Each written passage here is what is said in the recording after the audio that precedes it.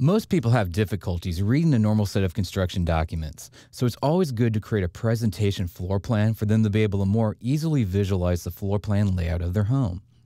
In order to accomplish this, come underneath the project browser over here on the left-hand side, select on, in this case, first floor, right-click, and come up here to where it has duplicate view. And what we're going to do is we're going to make a duplicate of this view. So select on duplicate here. And you can see when we did that, it automatically removed some of the information that was inside of the floor plan. Now, most of the stuff that it got rid of is actually very good. We didn't need to see some of the dimensions and notes and anything it might take to construct the building. Mostly what we just need to be able to see are our walls, our cabinets, and be able to describe what each of these things are. Now, we still have a few things in here that we don't need in order to create this kind of plan. The first thing is going to be these symbols right here, which are our section symbols. So if we just click on one, we can come down here to our temporary hide isolate command, which looks like a little set of eyeglasses down here. Let me go ahead and make sure this is selected. So make sure the entire thing is blue, click on the eyeglasses, and then hide the category. When you do that, you'll see that the two section symbols are now gone. We need to do that same thing now with their elevation tags here in the middle.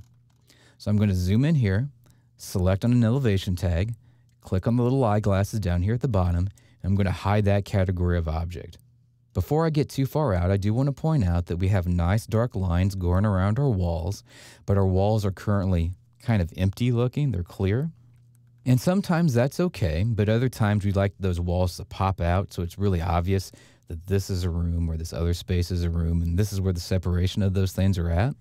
In order to accomplish that, you'll find that your walls have certain properties associated with them. Now, if we zoom in here and pick on any of the walls, come up here to Edit Type underneath the properties of the wall. You'll see there's an option here called Graphics. Now, if you pick here where it has Solid Fill, you'll see that there's a variety of different kinds of patterns inside of here. And the one that I've chosen is Solid Fill.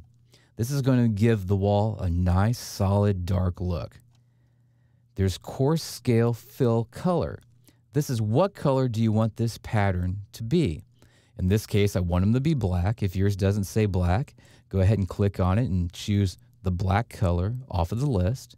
Or if you'd like it to be a different color, feel free to choose a different color off of the list, and your walls will be that color when we finish this project. Go ahead and click on OK to that.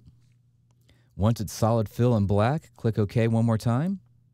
Just because we did that didn't automatically, one, make all the walls dark. In fact, that wall we just selected is still light. The first thing you'll need to do is anytime there's a different wall type, different wall style, you need to select on that wall, come back to the wall type, and make sure it has solid fill and that color associated with it as well. If not, it'll stay white. But there is a special word in here that I've been kind of overlooking, and that's the word coarse. This comes down to if this is at a coarse level of detail. Now you can set the coarse level of detail by, and I'm just going to click on OK on this and OK out of the dialog. The coarse level of detail is right here down by your scale.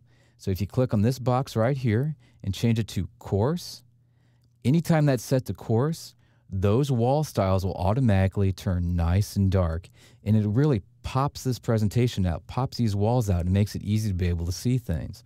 It's very easy to see where our staircase is, where the walls surrounding our kitchen are at. We can see where each space is located. But there's one thing I'd still like to do, because it's very difficult to say, now go to the dining room if you don't know which of these spaces is the dining room. So what we need to do is we need to put a tag into these spaces. To do that, we're going to come underneath the Annotate tab, move over, and there's an option here that's called Tag All. Go ahead and click on Tag All. Now the kind of tag that we want to place in here is called a room tag.